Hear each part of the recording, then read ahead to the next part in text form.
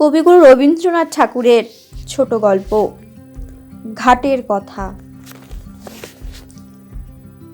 পাষাণে ঘটনা যদি অঙ্কিত হইত, তবে কতদিনকার কত কথা আমার সে সোপানে পাঠ করিতে পারিতে।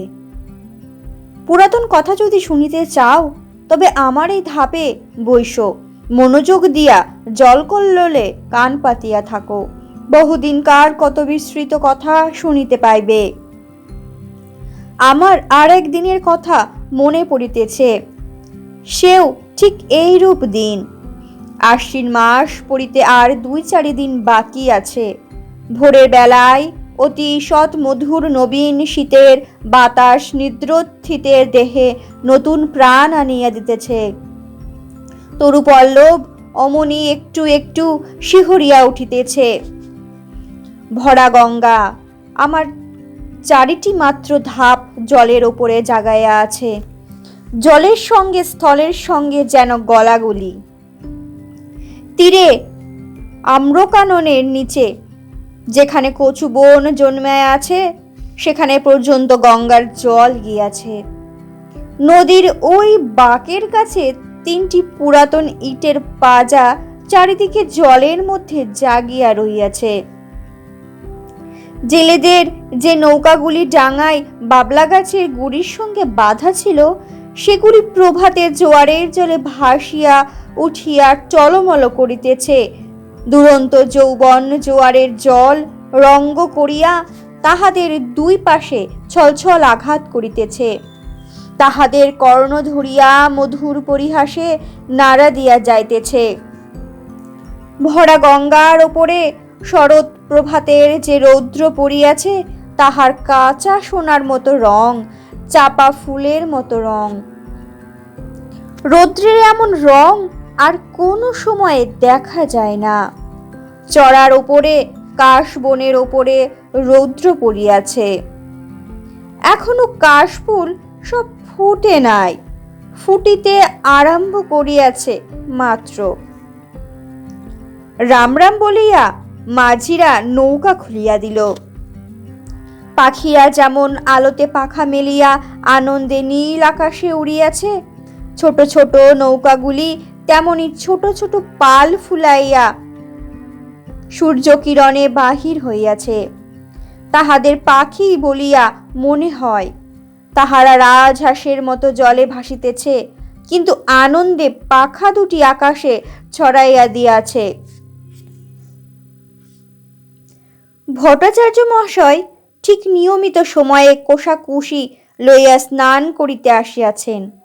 মেয়েরা 2-1 জন করিয়া জল লইতে আসিয়াছে। সে বড় বেশি দিনের কথা নহে, তোমাদের অনেক দিন বলিয়া মনে হইতে পারে, কিন্তু আমার মনে হইতেছে এই সেই দিনের কথা। আমার দিনগুলি কিনা গঙ্গার স্রোতের ওপর খেলাইতে খেলাইতে ভাসিয়া যায়। বহুকাল ধরিয়া স্থিরভাবে তাহাই দেখিতেছি। এই জন্য সময় বড় দীর্ঘ বলিয়াই মনে হয় না। আমার দিনের আলো রাত্রের ছায়া প্রতিদিন গঙ্গার ওপরে পড়ে, আবার প্রতিদিন গঙ্গার ওপরে হইতে মুছিয়া যায়। কোথাও তাহাদের ছবি রাখিয়া যায় না। সেই জন্য যদিও আমাকে বৃদ্ধের মতো দেখিতে হইয়াছে, আমার হৃদয় চিরকাল নবীন। বহু বৎসরের স্মৃতির শৈবাল ভারে আচ্ছন্ন হইয়া আমার সূর্য কিরণ মারা পড়ে নাই। দৈবত একটা ছিন্ন শৈবাল ভাসিয়া আসিয়া গায়ে লাগিয়া থাকে, আবার স্রোতে ভাসিয়া যায়। তাই বলিয়া যে কিছু নাই এমন বলিতে পারি না। যেখানে গঙ্গার স্রোত পৌঁছায় না, সেখানে আমার ছিদ্রে ছিদ্রে যে লতাগুল্ম শৈবাল জন্মিয়াছে, তাহারাই আমার পুরাতনের সাক্ষী। তাহারাই পুরাতন কালকে স্নেহপাশে বাঁধিয়া চিরদিন শ্যামল মধুর, চিরদিন নতুন করিয়া রাখিয়াছে। গঙ্গা প্রতিদিন আমার কাছে হইতে 1-1 ধাপ সরিয়া যাইতেছে। আমিও 1-1 ধাপ করিয়া পুরাতন হইতেছি। চক্রবর্তীদের বাড়ির ওই যে বৃদ্ধা মান করিয়া নামা বলি গায়ে কাঁপিতে কাঁপিতে মালা জপিতে জপিতে বাড়ি ফিরিয়া যাইতেছেন, উহার মাতামহী তখন ততটুকু ছিল, এইটুকু। আমার মনে আছে তাহার এক খেলা ছিল, সে প্রত্যাহ একটা ঘৃতকুমারীর পাতা গঙ্গার জলে ভাসাইয়া দিত। আমার দক্ষিণ বাহুর কাছে একটা পাকের মতো ছিল, সেইখানে পাতাটা ক্রমাগত ঘুরিয়া ঘুরিয়া বেড়াইত। সে কলসি রাখিয়া দাঁড়াইয়া তাহাই দেখিত। যখন দেখিলাম, কিছুদিন বাদে সেই মেয়েটি আবার জাগর হইয়া উঠিয়া তাহার নিজের একটি মেয়ে সঙ্গে লইয়া জল লইতে আসিল। সে মেয়েও আবার বড় হইল। বালিকারা জল ছুড়িয়া দুরন্তপনা করিলে তিনিও আবার তাহাদিগকে শাসন করিতেন ও ভদ্রোচিত ব্যবহারে শিক্ষা দিতেন। তখন আমার সেই ঘৃতকুমারীর নৌকা ভাসানো মনে পড়িত ও বড় কৌতুক বোধ হইত। সে কথাটা বলিব মনে করি, সে আর আসে না। একটা কথা বলিতে বলিতে স্রোতে আর একটা কথা ভাসিয়া আসে, কথা আসে কথা যায়, ধরিয়া রাখিতে পারি না। কেবল একটা কাহিনী সেই ঘৃতকুমারীর নৌকাগুলির মতো পাকে পড়িয়া অবিশ্রাম ফিরিয়া ফিরিয়া আসে। তেমনি একটা কাহিনী তাহার পসরা লইয়া আজ আমার কাছে ফিরিয়া ফিরিয়া বেড়াইতেছে। কখন ডোবে কখন ডোবে। পাতাটুকুরির মতো সে অতি ছোট্ট, তাহাতে বেশি কিছু নাই, দুটি খেলার ফুল আছে। তাহাকে ডুবিতে দেখিলে কোমল প্রাণা বালিকা কেবলমাত্র একটি দীর্ঘ নিঃশ্বাস ফেলিয়া বাড়ি ফিরিয়া যাইবে। মন্দিরের পাশে যেখানে ওই গোসাইদের গোয়াল ঘরের বেড়া দেখিতেছ, ওইখানে একটা বাবলা গাছ ছিল। তাহারই তলায় সপ্তাহে একদিন করিয়া হাট বসিত। তখনও গোসাইয়া এখানে বসিত, বাস করত।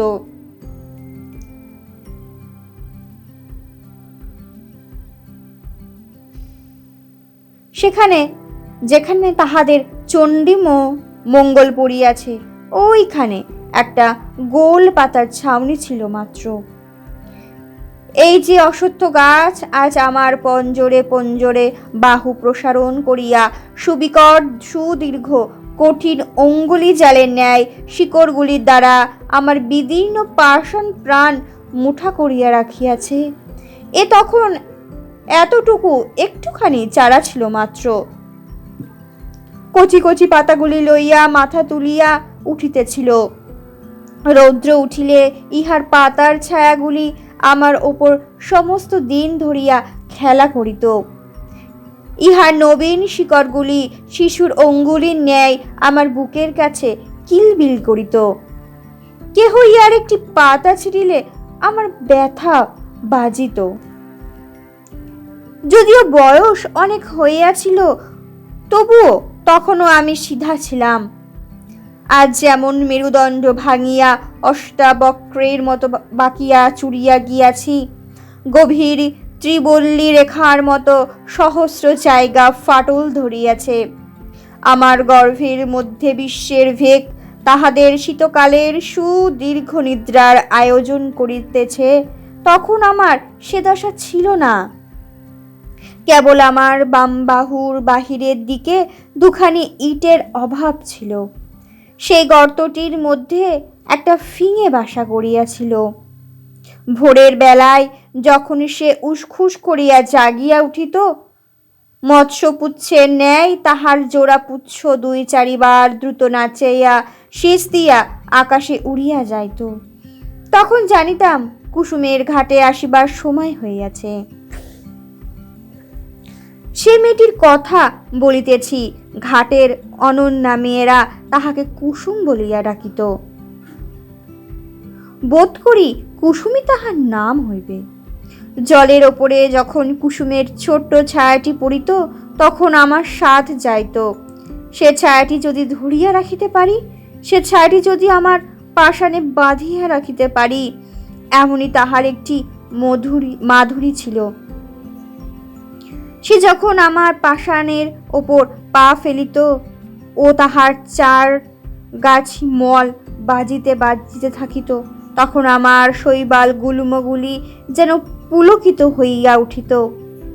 কুসুম যে খুব বেশি খেলা করিত বা গল্প করিত বা হাসি তামাশা করিত তাহা নহে, তথাপি আশ্চর্য এই, তাহার যত সঙ্গিনী এমন আর কাহারও নয়। যত দুরন্ত মেয়েদের তাহাকে না হইলে চলিত না। কেহ তাহাকে বলিত খুশি, কেহ তাহাকে বলিত খুশি, কেহ তাহাকে বলিত রাগ খুশি। তাহার মা তাহাকে বলিত কুসুমী। যখন তখন দেখতাম কুসুম জলের ধারে বসিয়া আছে, জলের সঙ্গে তাহার হৃদয়ের সঙ্গে বিশেষ যেন কি মিল ছিল। সে জল ভারী ভালোবাসিত।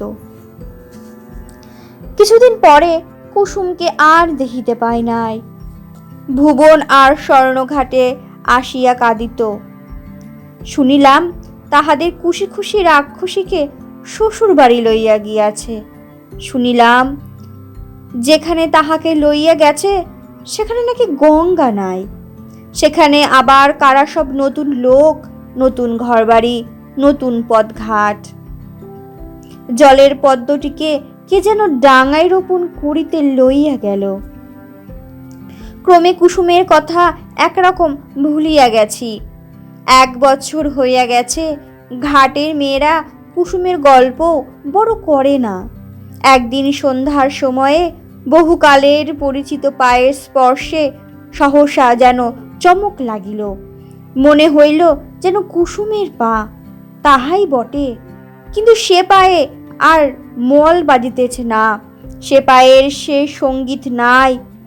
কুসুমের পায়ের স্পর্শ ও মলের শব্দ চিরকাল একত্র অনুভব করিয়া আসিতেছি। আজ সহসা সে মলের শব্দটি না শুনিতে পাইয়া সন্ধ্যাবেলাকার জলের কল্লোল কেমন বিষণ্ণ শুনাইতে লাগিল। অম্রবনের মধ্যে পাতা ঝরঝর করিয়া বাতাস কেমন হা হা করিয়া উঠিল। কুসুম বিধবা হইয়াছে। শুনিলাম তাহার স্বামী বিদেশে চাকরি করিত। 2-1 দিন ছাড়া স্বামীর সহিত সাক্ষাৎই হয় না।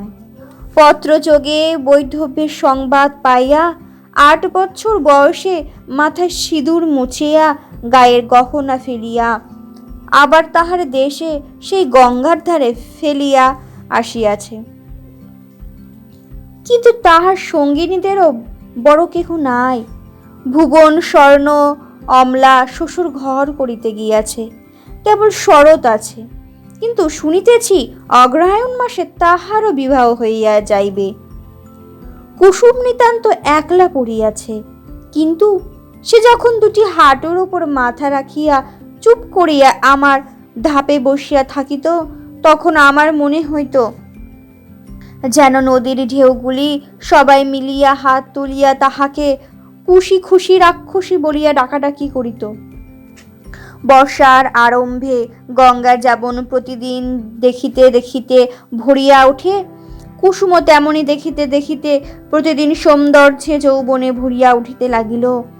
কিন্তু তাহার মলিন বসন, করুণ মুখ, শান্ত স্বভাবে তাহার যৌবনের ওপর এমন একটি ছায়াময় আবরণ রচনা করিয়া দিয়াছিল যে সে যৌবন, সে বিকশিত রূপ সাধারণের চোখে পড়িত না।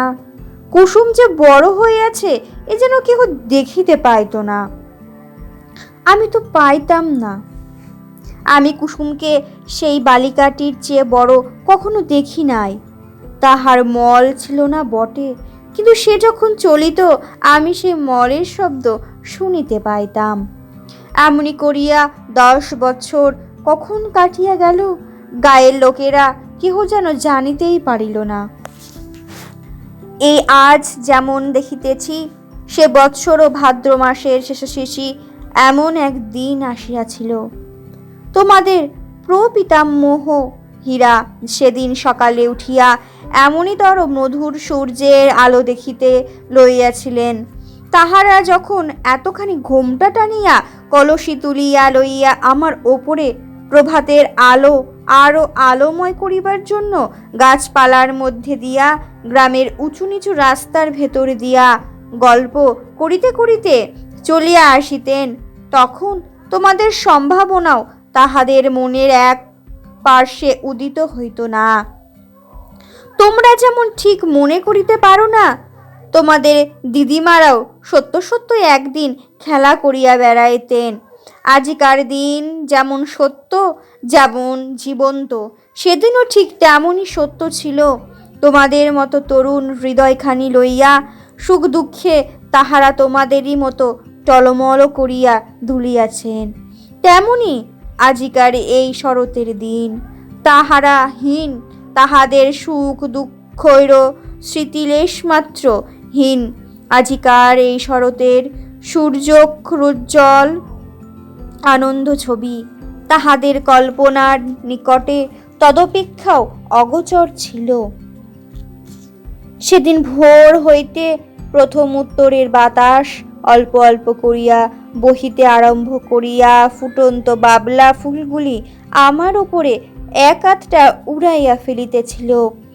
আমার পাষাণের ওপরে একটু একটু শিশিরের রেখা পড়িয়াছিল। সেই দিন সকালে কোথা হইতে গৌরতনু সমুজ্জ্বল মুখচ্ছবি দীর্ঘকায় এক নবীন সন্ন্যাসী আসিয়া আমার সম্মুখস্থ ওই শিব মন্দিরে আশ্রয় লইলেন। সন্ন্যাসীর আগমন বার্তা গ্রামে রাষ্ট্র হইয়া পড়িল। মেয়েরা কলসি রাখিয়া বাবা ঠাকুরকে প্রণাম করিবার জন্য মন্দিরে গিয়া ভিড় করিল। ভিড় প্রতিদিন বাড়িতে লাগিল। একে সন্ন্যাসী, তাহাতে অনুপম রূপ, তাহাতে তিনি কাহাকেও অবহেলা করিতেন না। ছেলেদের কোলে লইয়া বসাইতেন, জননীদিগকে ঘরকন্যার কথা জিজ্ঞাসা করিতেন। নারী সমাজে অল্পকালের মধ্যেই তাহার অত্যন্ত প্রতিপত্তি হইল। তাহার কাছে পুরুষেও বিস্তর আসিত। কোনোদিন ভাগবত পাঠ করিতেন, কোনোদিন ভগবদ গীতার ব্যাখ্যা করিতেন, কোনোদিন মন্দিরে বসিয়া নানা শাস্ত্র লইয়া আন্দোলন করিতেন। তাহার নিকটে কেহ উপদেশ লইতে আসিত, কেহ মন্ত্র লইতে আসিত, কেহ রোগের ঔষধ জানিতে আসিত। মেয়েরা ঘাটে আসিয়া বলাবলি করিত, আহা কি রূপ! মনে হয় যেন মহাদেব সশরীরে তাহার মন্দিরে আসিয়া অধিষ্ঠিত হইয়াছেন। যখন সন্ন্যাসী প্রতিদিন প্রত্যুষে সূর্যোদয়ের পূর্বে শুকতারাকে সম্মুখে রাখিয়া গঙ্গার জলে নিমগ্ন হইয়া ধীর গম্ভীর স্বরে সন্ধ্যা বন্দনা করিতেন, তখন আমি জলের কল্লোল শুনিতে পাইতাম না। তাহার সেই কণ্ঠস্বর শুনিতে শুনিতে প্রতিদিন গঙ্গার পূর্ব উপকূলের আকাশ রক্তবর্ণ হইয়া উঠিত। মেঘের ধারে ধারে অরুণ রঙের রেখা পড়িত। অন্ধকার যেন বিকাশ মুকুড়ির আবরণ পুটের মতো ফাটিয়া চারিদিকে নামিয়া পড়িত ও আকাশ রোবরে উষা কুসুমের লাল আভা অল্প অল্প করিয়া বাহির হইয়া আসিত। আমার মনে হইত যে এই মহাপুরুষ গঙ্গার জলে দাঁড়াইয়া পূর্বের দিকে চাহিয়া যে এক মহামন্ত্র পাঠ করেন, তাহারাই একটি শব্দ উচ্চারিত হইতে থাকে, আর নিশিথিনীর কুহক ভাঙিয়া যায়, চন্দ্র তারা পশ্চিমে নামিয়া পড়ে, সূর্য পূর্বাকাশে উঠিতে থাকে, জগতে দৃশ্যপট পরিবর্তিত হইয়া যায়। একে মায়াবী! স্নান করিয়া যখন সন্ন্যাসী হোমশিখার ন্যায় তাহার দীর্ঘ শুভ্র পুণ্যতনু লইয়া জল হইতে উঠিতেন, তাহার জটাজুট হইতে জল ঝরিয়া পড়িত, তখন নবীন সূর্য কিরণ তাহার সর্বাঙ্গে পুড়িয়া প্রতিফলিত হইতে থাকিত। এমন আরো কয়েক মাস কাটিয়া গেল। চৈত্র মাসে সূর্যগ্রহণের সময় বিস্তর লোক গঙ্গা স্নানে আসিল। বাবলাতলায় মস্ত হাট বসিল। এই উপলক্ষে সন্ন্যাসীকে দেখিবার জন্য লোক সমাগম হইল। যে গ্রামে কুসুমের শ্বশুরবাড়ি, সেখান হইতেও অনেকগুলি মেয়ে আসিয়াছিল। সকালে আমার ধাপে বসিয়া সন্ন্যাসী জপ করিতেছিলেন। তাহাকে দেখিয়া সহসা একটা মেয়ে আর একজনের গা টিপিয়া বলিয়া উঠিল, ওলো এ যে আমাদের কুসুমের স্বামী। আর একজন আঙুলের দুই ঘোমটা কিছু ফাঁক করিয়া ধরিয়া বলিয়া উঠিল, ও মা, তাই তো গা, এ যে আমাদের চাটুর যে বাড়ির ছোট দাদা বাবু। আর একজন ঘোমটা বড় ঘটা করিত না, সে কহিল, আহা, তেমনি কপাল, তেমনি নাক, তেমনি চোখ।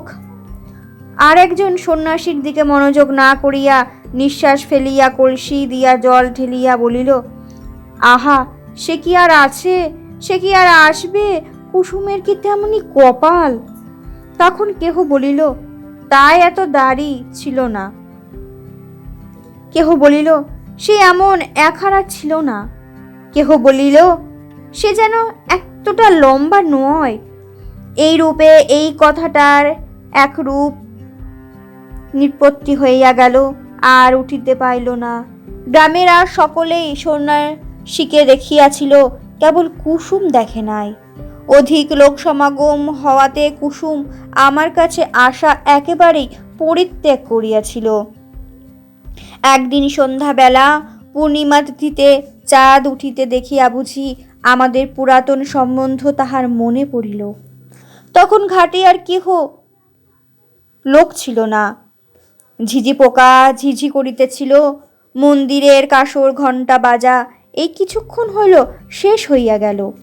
তাহার শেষ শব্দ তরঙ্গ ক্ষীণতর হইয়া পরপারের ছায়াময় বনশ্রেণীর মধ্যে ছায়ার মতো মিলাইয়া গেছে।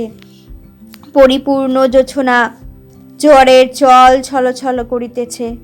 আমার উপরে ছাইটি ফেলিয়া কুসুম বসিয়া আছে।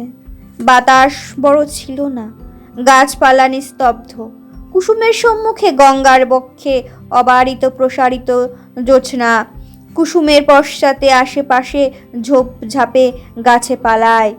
মন্দিরের ছায়ায় ভাঙা ঘরের ভিতরে, পুষ্করণীর ধারে, তালবনের অন্ধকারে ঘা ঢাকা দিয়া মুখে মুড়ি দিয়া বসিয়া আছে।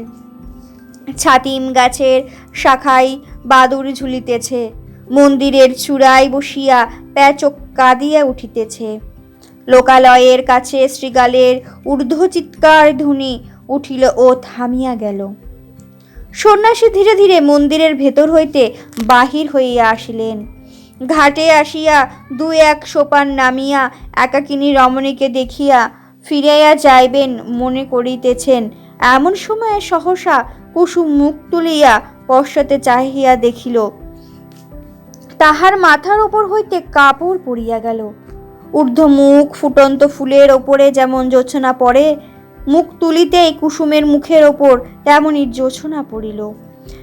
সেই মুহূর্তে উভয়ে দেখা হইল, সেই চেনাশোনা হইল, যেন মনে হইল যেন পূর্ব জন্মের পরিচয় ছিল। মাথার ওপর দিয়া প্যাচক ডাকিয়া চলিয়া গেল। শব্দে সকচিত হইয়া আত্মসম্বরণ করিয়া কুসুম মাথার কাপড় তুলিয়া দিল। উঠিয়া সন্ন্যাসীর পায়ের কাছে লুটাইয়া প্রণাম করিল। সন্ন্যাসী আশীর্বাদ করিয়া তাহাকে জিজ্ঞাসা করিলেন, তোমার নাম কি? কুসুম কহিল, আমার নাম কুসুম। সে রাত্রে আর কোনো কথা হইল না। কুসুমের ঘর খুব কাছেই ছিল। কুসুম ধীরে ধীরে চলিয়া গেল। সে রাত্রে সন্ন্যাসী অনেকক্ষণ পর্যন্ত আমার সোপানে বসিয়াছিলেন। অবশেষে যখন পূর্বের চাঁদ পশ্চিমে আসিল, সন্ন্যাসীর পশ্চাতের ছায়া সম্মুখে আসিয়া পড়িল, তখন তিনি উঠাইয়া মন্দিরে গিয়া প্রবেশ করিলেন। তাহার পরদিন হইতে আমি দেখিতেম কুসুম প্রত্যাহ আসিয়া সন্ন্যাসীর পদধূলি লইয়া যাইত। সন্ন্যাসী যখন শাস্ত্র ব্যাখ্যা করিতেন, তখন সে একধারে দাঁড়াইয়া শুনিত। সন্ন্যাসী প্রাতঃসন্ধ্যা সমাপন করিয়া কুসুমকে ডাকিয়া তাহাকে ধর্মের কথা বলিতেন। সব কথা সে কি বুঝিতে পারিত, কিন্তু অত্যন্ত মনোযোগের সহিত সে চুপ করিয়া বসিয়া শুনিত। সন্ন্যাসী তাহাকে যেমন উপদেশ করিতেন, সে অবিকল তাহাই পালন করিত।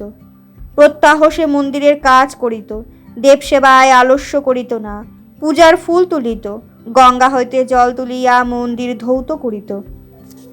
সন্ন্যাসী তাহাকে সে সকল কথা বলিয়া দিতেন। আমার সোপানে বসিয়া সে তাহাই ভাবিত। ধীরে ধীরে তাহার যেন দৃষ্টি প্রসারিত হইয়া গেল, হৃদয় উদ্ঘাটিত হইয়া গেল।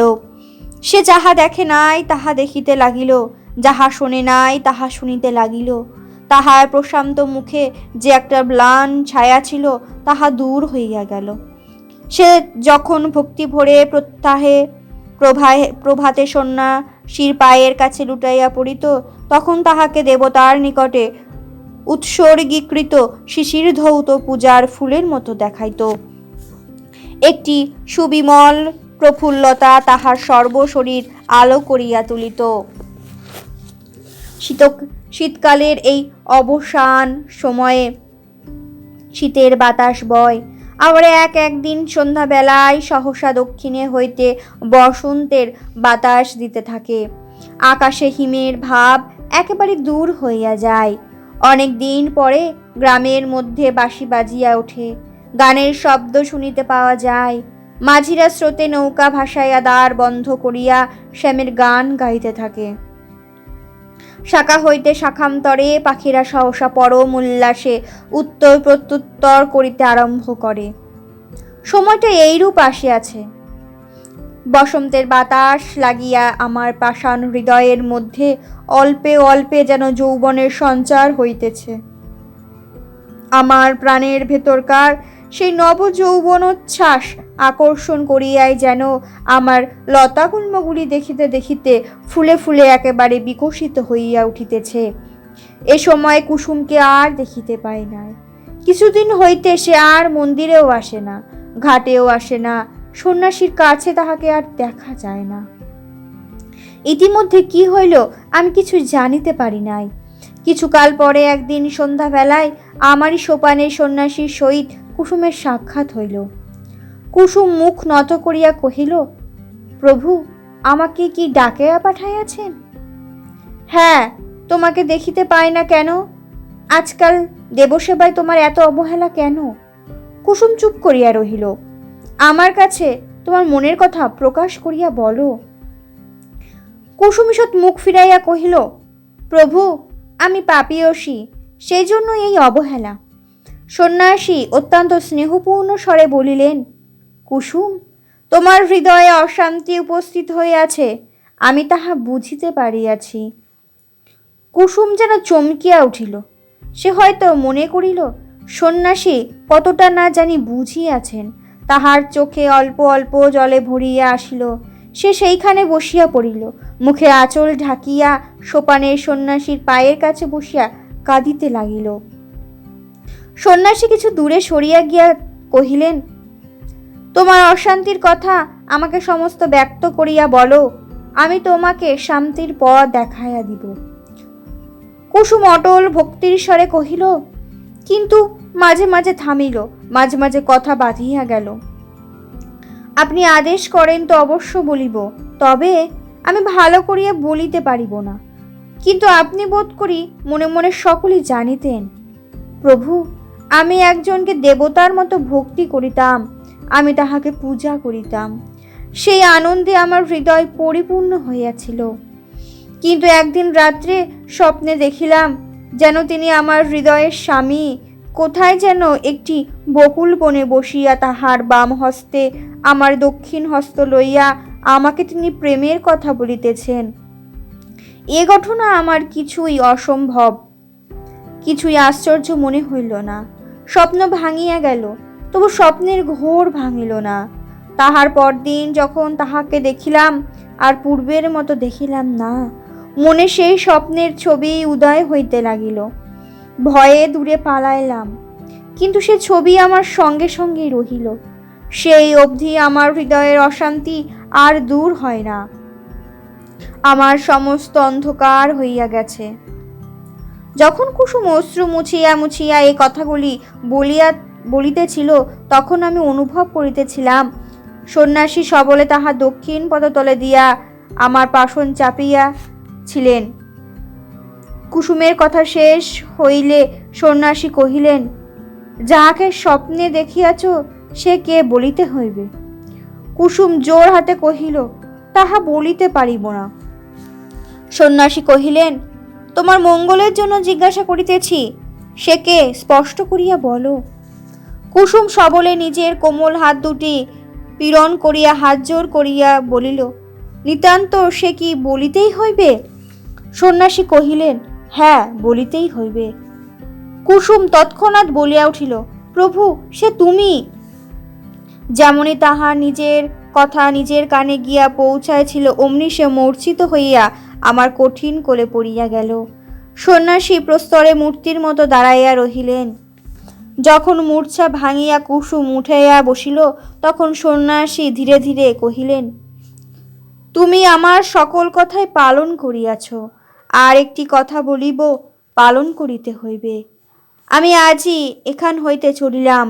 আমার সঙ্গে তোমার দেখা না হয়, আমাকে তোমার ভুলিতে হইবে। বলো, এই সাধনা করিবে? কুসুম উঠাইয়া দাঁড়াইয়া সন্ন্যাসীর মুখের পানে চাহিয়া ধীরে ধীরে কুসুম উঠাইয়া দাঁড়াইয়া সন্ন্যাসীর মুখের পানে চাহিয়া ধীর স্বরে কহিল, প্রভু, তাহাই হইবে। সন্ন্যাসী কহিলেন, তবে আমি চলিলাম। কুসুম আর কিছু না বলিয়া তাহাকে প্রণাম করিল। তাহার পায়ের ধুলা মাথায় তুলিয়া লইল। সন্ন্যাসী চলিয়া গেলেন। কুসুম কহিল, তিনি আদেশ করিয়া গিয়াছেন, তাহাকে ভুলিতে হইবে বলিয়া ধীরে ধীরে গঙ্গার জলে নামিল। এতটুকু বেলা হইতে সে এই জলের ধারে কাটাইয়াছে। শ্রান্তির সময়ে জল যদি হাত বাড়াইয়া তাহাকে কোলে করিয়া না লইবে, তবে আর কে লইবে? চাঁদ অস্ত গেল, রাত্রি ঘোর অন্ধকার হইল। জলের শব্দ শুনিতে পাইলাম, আর কিছু বুঝিতে পারিলাম না। অন্ধকারে বাতাস হু হু করিতে লাগিল। গাছে তিল মাত্র কিছু দেখা যায় না বলিয়া সে যেন ফু দিয়া আকাশে তারাগুলিকে নিবাইয়া দিতে চায়। আমার কোলে যে খেলা করিত, সে আজ তাহার খেলা সমাপন করিয়া আমার কোল হইতে কোথা সরিয়া গেল জানিতে পারিলাম না। কার্তিক 1291।